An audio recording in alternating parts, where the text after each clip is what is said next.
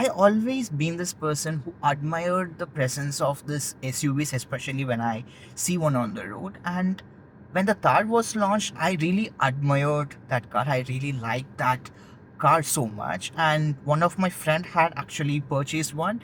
So we did a trip with that car and I really loved and we had a lot of fun with that car going to that smaller hill station. But I never thought in the perspective of owning one, and I always wondered how would be to daily one. So to clear that doubt, I'm on my way to Dindigul to pick up my friend's Thar, and I'm gonna daily it for a week.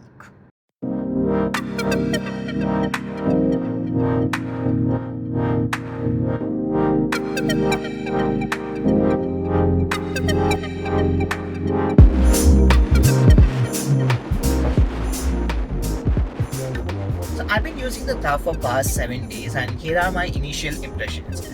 So I really enjoyed the seating position of this Thar because in my Tiago I don't tend to see a lot of things when I sit in the driver's seat. All I see is the tires and the gas tanks of the trucks and the buses. In Thar I can see a lot of things and that's really wonderful. And the second thing is that this car actually commands things. So when I'm in a Tiago and I wanted to pass a car and when I give them the signal, they don't really tend to move. But with the Thar, I just have to give them a signal and then they automatically move out of the way. So that commanding feel actually felt so special for me and I really enjoyed it as well. And the third thing is that when I stop at a coffee shop or when I go for a grocery shopping and I stop at there, a lot of people wants to interact with me asking how is this car to drive and how much did you buy it for and a lot of other things. And that actually puts me in some sort of a special place. And not that this car is pretty old and this car is like super dirty in all the way it can be.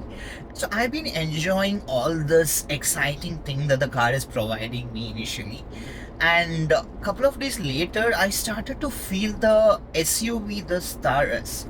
So to get started, I'll start with the driving experience. So my driving experience with this car is actually good because I look this car as an SUV, not as an urban cruiser. If you are looking it as an urban cruiser, I don't think you will have a good driving experience. And 90% of the Thar buyers are going to use it in a city. And in a city, this car is terrible. I would like to say it in that way. And let me explain you why. Because this is not a hybrid chased car. This is an ladder frame chased car. And this behaves like one. So if you are in a situation where you have to hit a pothole or a hump, you are gonna feel literally every bit of that pothole or a hump. So if you are in an hybrid chased car, the hybrid chased car is being designed to take that pothole and give you a pleasant experience inside the cabin. And this car does not do that. The ladder frame is not designed to do that. So you are tend to take all the shocks in the humps, bumps, and everything, and that is not a pleasant experience that you can be in. Only if you have a mentality of looking this car as an SUV, you will enjoy this car. Otherwise, you're gonna have a very hard time with this car. And not only that, the boxy design of this car is not helping with the aerodynamics.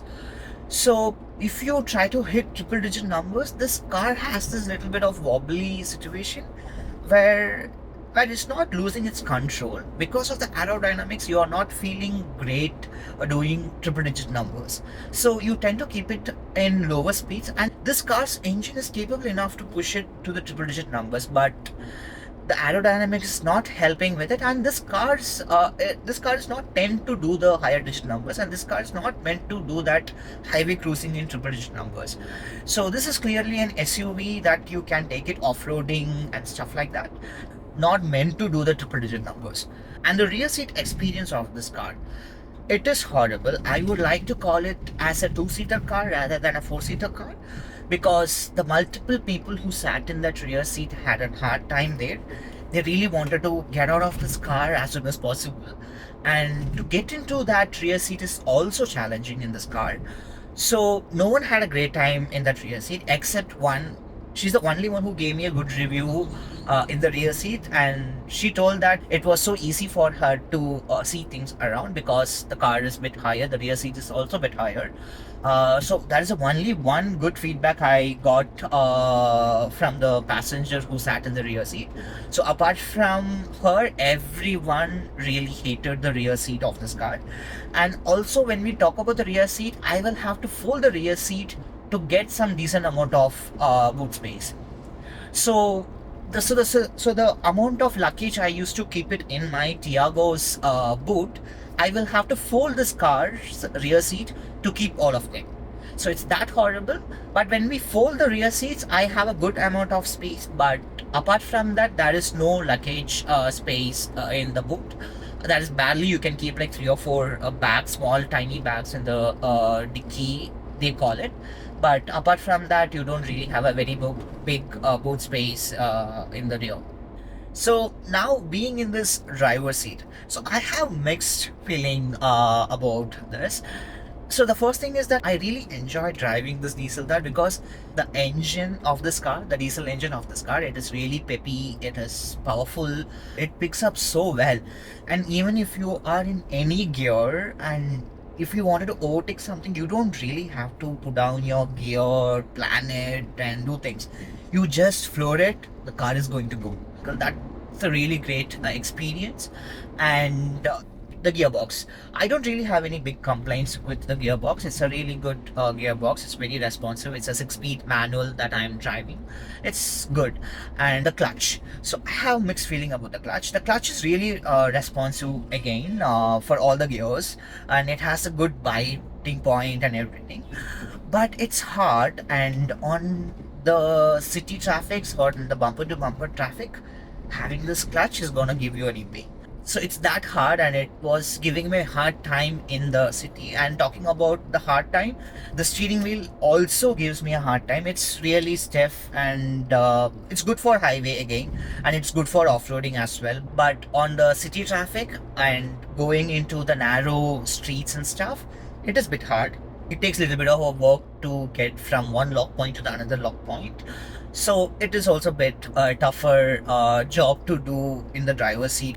So apart from the steering wheel and the clutch, using this car inside the city was not really a bad thing, because sometimes this car forgets to be an SUV, because I had taken this car inside the gullies of Bangalore and everything, and this car went, and I thought it is going to be super hard for me to take the car out of a gully or do a U-turn or something like that. But I didn't really had a big problem with this car. It took a little bit of an effort, but this car had turned around in all the gullies and came out without any issues, except the steering wheel and the clutch is a bit harder for you to work with it. But apart from that, this car is quite nice to use it inside the city. Also, one more thing which I enjoyed in this car is its tires. So this has this fat chunky tires. So, and Bangalore has this smaller dividers on the road, and sometimes they used to have the smaller things to separate the platform and the road. And with my Tiago, I have scraped my alloys multiple times on those curbs and things. With this car, I really don't have to care. I can just go above them and just go down. And Bangalore also has a lot of potholes on their roads, and this car is actually fit for that. So I really enjoy the tires of this car. Okay, now the braking. So this car has an amazing braking. I really don't have any complaints about the braking performance of this car. And to give you an incident, I had actually had to sudden stop this car once, and I thought I'm gonna hit that car which is in front of me, but this car just stood. I just had to hard brake it. The car just stood on its place. So the car's braking is really good. On the same page of braking, when you brake so hard in this vehicle, it will turn on the hazards for some time.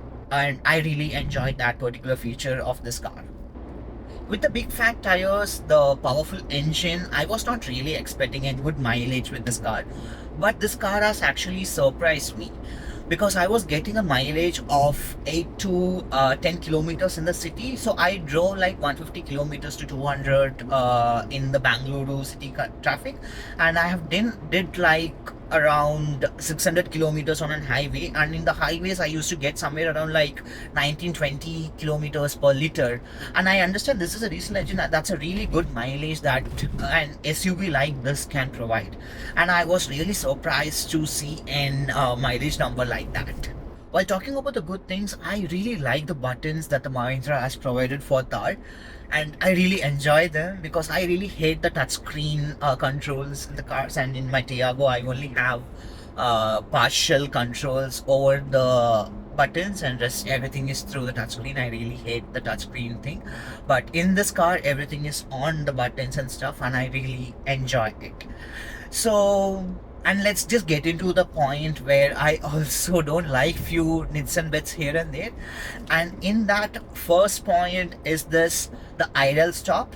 So that really annoys me. I really don't know what is the use of it, and every time I just turn it off and then I keep the car running on the traffic or any places where I go, because it's really annoying sometimes.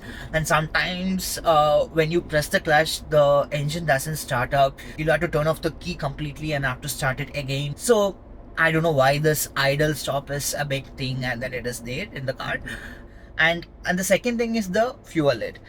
You will need a key to open up the fuel lid. And why, Mahindra, why?